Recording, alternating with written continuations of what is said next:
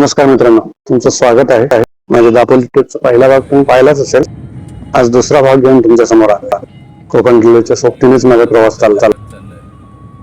Railway आपल्या वेगाने चालली आहे तर मी माझ्या वेगाने चाललोय. कोकणातले नागबोणी वळणाचे रस्ते, दापोलीची पंचगंगा नदी आणि या पंचगंगा नदीला बऱ्याच उपनद्या येऊन मिळतात. आज सकाळीच या नदीजवळ जायचं ठरवलंय.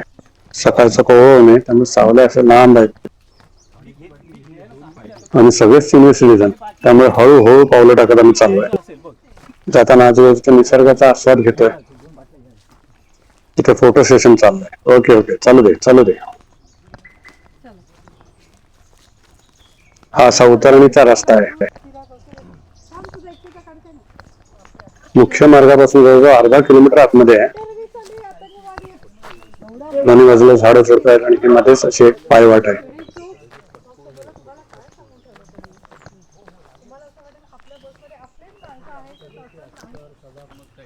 या चला पटापट.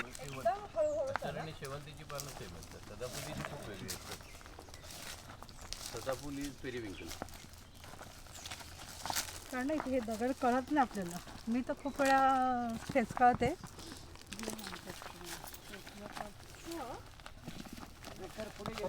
हे नदीचं पात्र आहे. उन्हाळा सुरू झालाय त्यामुळे नदीच्या पात्रात पाणी अतिशय कमी आहे. अत्यंत शांत अशी जागा आहे. कुठल्याही प्रकारचं ध्वनी प्रदूषण नाही, गाड्यांचे हॉर्न नाही, माणसांची वर्दळ नाही, त्यामुळे अतिशय शांत वातावरण आहे.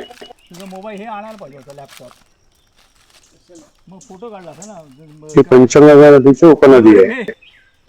नेटवर्किंग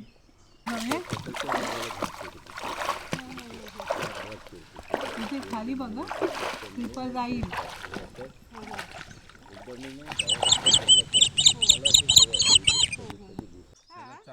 पाण्याचे पात्र इतकी उथळ आहे की नदी पात्रातून सहजपणे आम्हाला चालता येते.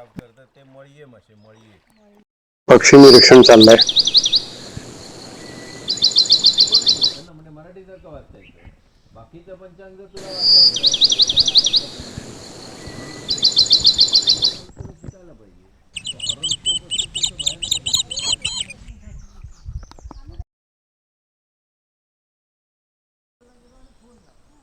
थोड्या वेळापूर्वी इथे एक बगळा आला होता.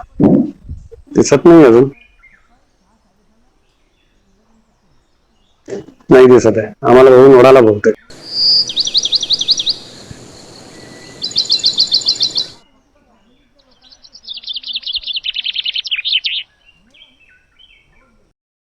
निसर्गाच्या सान्निध्यात आलं इतकं छान वाटतं, अगदी प्रसन्न वाटतंय.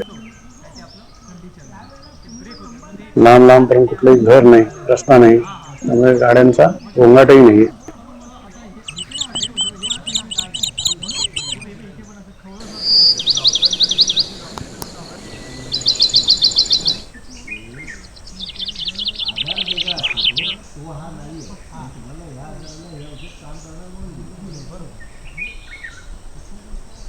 झुळझुळ वाहणार पाणी इतकं स्वच्छ आहे, खालचे दगड दिसत आहेत. ध्यानधारणा करण्यासाठी अत्यंत उत्तम ठिकाण.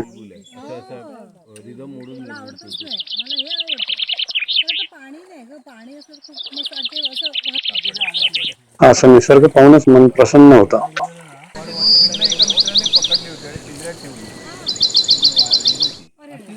विवेकने नदीच्या पात्राचे दगड घेऊन त्याचा मनोरा रचलाय. एक कलाकृती साकारणं चाललंय. वा, हे पण छान जमलंय.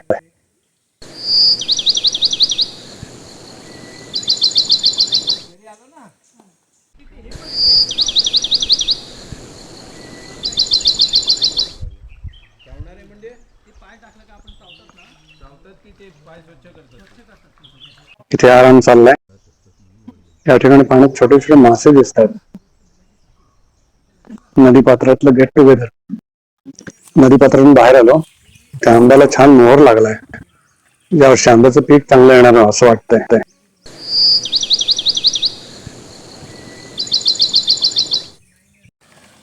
इतकी दाट झाडी आहे.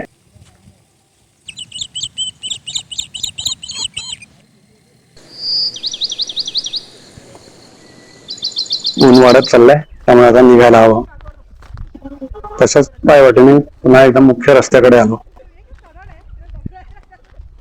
खूप भूकही लागली होती, त्यामुळे पुन्हा एकदा सनी कॅफे मध्ये गेलो. या सनी कॅफे बद्दल माझ्या दापोलीच्या पहिल्या भागात सांगितलं होतं. इथे नॉनव्हेजचं जेवण पण छान मिळतं. ऑर्डर प्रमाणे बनवून देतात.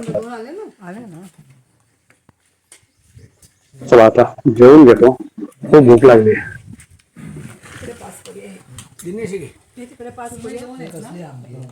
दुपारी घरी येऊन आराम केला, मस्त पैकी गप्पा मारत बसलो.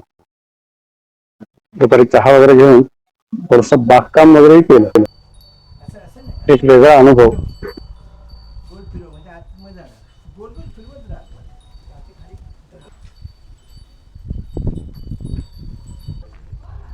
हे विवेकचं घर, श्रीमान.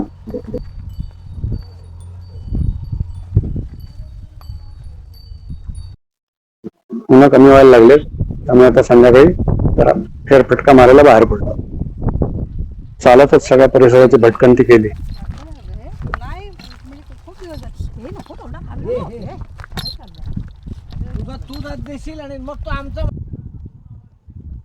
हा इथे एक अतिशय सुंदर बंगला दिसला. किती छान बांधकाम केलंय. जवळून बघतो.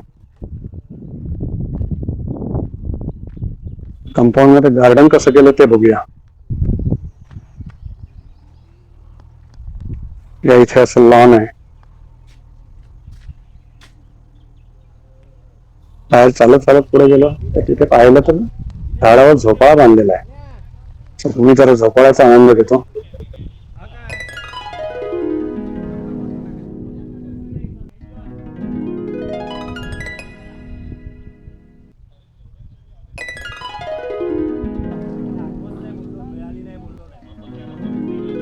सगळ्यांना आपलं बालपण आठवलंय.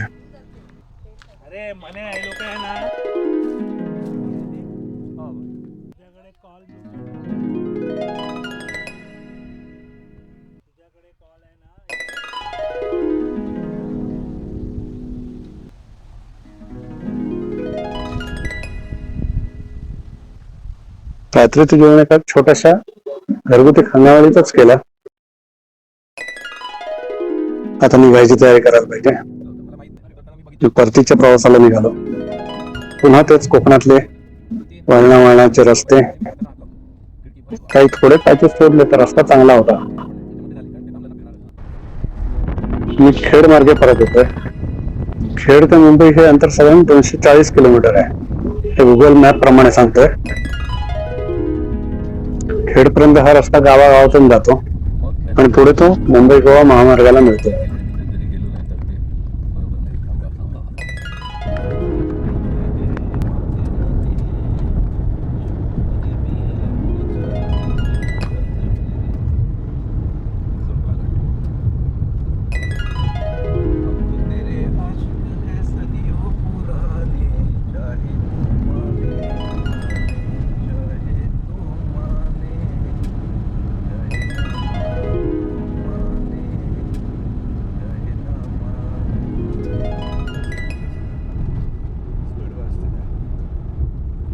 चला थोडा वेळ दुसऱ्या गाडीत बसतो.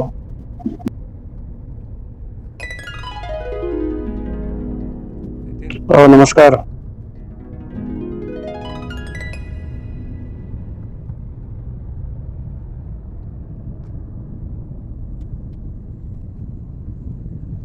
आता इथेच थांबतो. व्हिडिओ आवडला असेल तर लाईक करा, शेअर करा. आणि हो, एक आपुलकीचा प्रश्न, चॅनलला सबस्क्राईब केलं का? नसेल तर लगेच करा. धन्यवाद. पुन्हा भेटू एका नवीन व्हिडिओसह. तोपर्यंत बाय बाय.